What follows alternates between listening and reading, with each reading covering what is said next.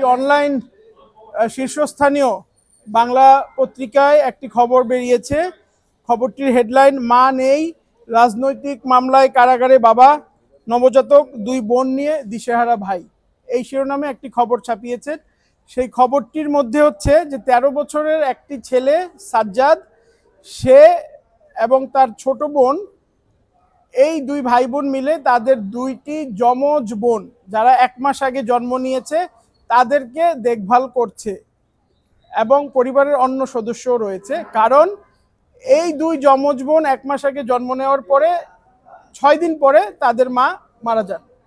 মা মারা যাওয়ার কয়েকদিন পরে তাদের দিনমজুর বাবা জামাল, ওনাকে পুলিশ একটি হত্যা মামলায় গ্রেপ্তার করে। জামালের পরিবার জানিয়েছে যে জামাল কোনো রাজনৈতিক কর্মকাণ্ডে অংশগ্রহণ করেনি, কারণ যে হত্যা মামলাটা হয়েছে সেটা রাজনীতি কেন্দ্রিক গোপালগঞ্জে।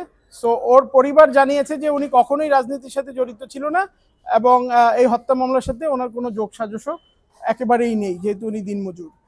এখন যেহেতু দুইটি যমজ 1 মাসের কন্যা সন্তানের বিষয় এখানে রয়েছে, এই কারণে আমরা এই বিষয়টি আমাদের মাননীয় হাইকোর্ট বিভাগের অনারেবল ম্যাডাম জাস্টিস ফারহা মাহবুব এবং মিস্টার জাস্টিস দেবাশিস রায় চৌধুরী, ওনাদের যে দ্বৈত বেঞ্চ, ওনাদের এই নজরে এই জিনিসটা আনার মূল কারণ ছিল যে child's welfare is of paramount importance and এই ব্যাপারে একাধিক আমাদের মাননীয় হাইকোর্ট ডিভিশন এবং সুপ্রিম কোর্ট ডিভিশনের জাজমেন্ট রয়েছে এবং এটা অ্যাফার্মডও হয়েছে। তো সেই দৃষ্টিকোণ থেকে আমরা মনে করেছি কোর্টের দৃষ্টিতে আনলে যাতে কোর্ট একটা স্বপ্রণোদিত হয়ে মানে সুমোটো একটি রুল দেন অথবা আদেশ দেন এবং অনারেবল কোর্ট অ্যাকর্ডিংলি আমাদের এই মেনশনিংটা আমলে নিয়ে ওনারা বিজ্ঞ অ্যাটর্নি জেনারেল অফিসকে অবগত করেছেন এবং ওনাদেরকে নির্দেশ দিয়েছেন যাতে এই লোকাল ডিসি অফিসের সাথে যোগাযোগ করে এবং ডিসি অফিসের অধীনে যেই সমাজসেবা অধিদপ্তর অথবা অফিস রয়েছেন তাদেরকে বলে দিয়ে এই বাচ্চাদের পরিবারের সাথে যোগাযোগ করে এদের খাবার দাবার থেকে শুরু করে সামগ্রিক ওয়েলফেয়ার এই ব্যবস্থাগুলো যাতে করে এবং কোনোভাবেই যাতে এদের দেখাশোনার এবং এদের জীবনের কোনো স্বার্থহানি অথবা কোনো ক্ষতিকারক কোনো কিছু না ঘটে।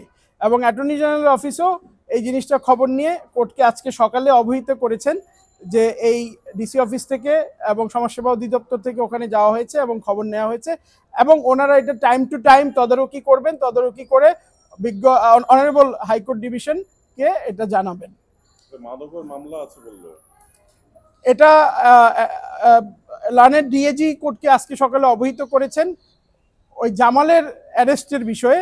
যেহেতু জামালকে একটি হত্যা মামলায় অ্যারেস্ট করা হয়েছে, পরে ওনারা খোঁজ নিয়ে বলেছেন যে ওনার বিরুদ্ধে পূর্ব থেকে একটি মাদকের মামলা ছিল। সেই বিষয়ে অনারেবল কোর্ট বলেছেন যে আসলে ওই অ্যারেস্টের ইস্যুটা it shall be dealt in accordance with law, মানে আইনে যেভাবে বলা আছে যে অ্যারেস্ট হলে অথবা হত্যা মামলা অ্যারেস্ট হলে কিভাবে সেটা ডিল হবে সেই অনুযায়ী করতে। বাট কোর্টের যে ইম্পর্টেন্সটা ছিল সেটা হচ্ছে এই দুইটি যমজ শিশু যাদের 1 মাস বয়স এবং যাদেরকে আসলে লালন পালন করেছে তাদের 13 বছর বয়স্ক ভাই, সেও নাবালক। সো সেই ইস্যুটাকে মাথায় নিয়ে ওদের এই ওয়েলফেয়ারটাকে ইম্পর্টেন্স দিয়ে এখানে জি অনারেবল হাইকোর্ট ডিভিশন এই ম্যাটারটাতে ইন্টারফেয়ার করেছেন এবং এটা ওনারা স্বপ্রণোদিত হয়ে একটি রুল